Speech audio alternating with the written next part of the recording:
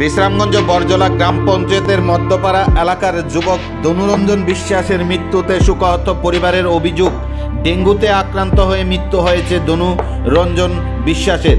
সোমবার দিন সকালবেলায় আগরতলা জেবিপি হাসপাতালের আইসিইউতে।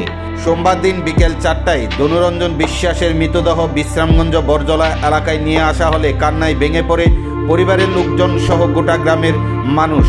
ধনুরঞ্জন বিশ্বাসের রয়েছে একটি মাত্র শিশু সন্তান 10 বছরের অভিজিৎ বিশ্বাস, রয়েছে তার স্ত্রী স্বপ্না বিশ্বাস। স্বামীকে হারিয়ে অসহায় স্ত্রী ও সন্তান। জানা যায় বেশ কিছুদিন পূর্বে পাবলিক অ্যাপসে বিশ্রামগঞ্জ বরজলা গ্রাম পঞ্চায়েত মধ্যপাড়া এলাকায় প্রত্যেক বাড়ি বাড়ি ডেঙ্গু জ্বরে আক্রান্ত হয়ে থাকার খবর পাবলিক অ্যাপসে প্রকাশিত হওয়ার পর নড়েচড়ে বসেছিল সিপাহীজলা জেলা স্বাস্থ্য দপ্তরের আধিকারিকরা। কিন্তু এই ডেঙ্গুর হাত থেকে রক্ষা করা যায়নি ধনুরঞ্জন বিশ্বাস নামে ব্যক্তিকে। তার মৃত্যুতে শোকাহত আত্মীয় স্বজন, পাড়া প্রতিবেশী সহ গোটা এলাকা।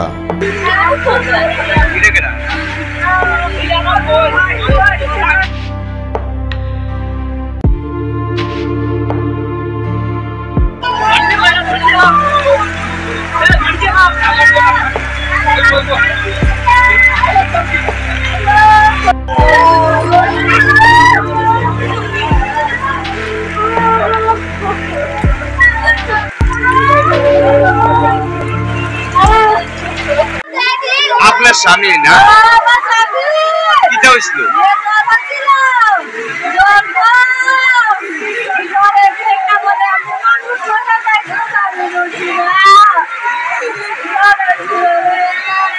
কিটা হয়েছে দাদা?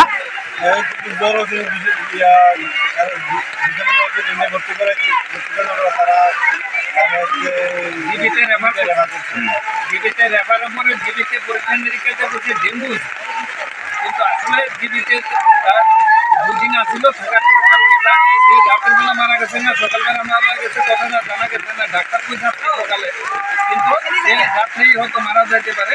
ওইখানে আইসিইউতে আসছিল, আইসিইউতে থাকাকালীন কেউ যাইতে পারছে না, করতে পারে না। সকালবেলা সংবাদ পাইছে মারা গেছে, তারপরে বাড়িতে নিয়ে আসছে। তার একটা বাচ্চা আছে 7 বছরের, সে দিনমজুরে কাজ করতো।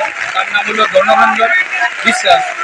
হ্যাঁ, তার নিরীহ মানুষ, ফ্যামিলি তার কেউ নাই, সে একাই ছিল ফ্যামিলির একমাত্র উপার্জনের রাস্তা। তার বউ আছে, তার বাচ্চা আছে, এখন দেখার মতো কেউ নাই। সে হইল তার বড় ভাই।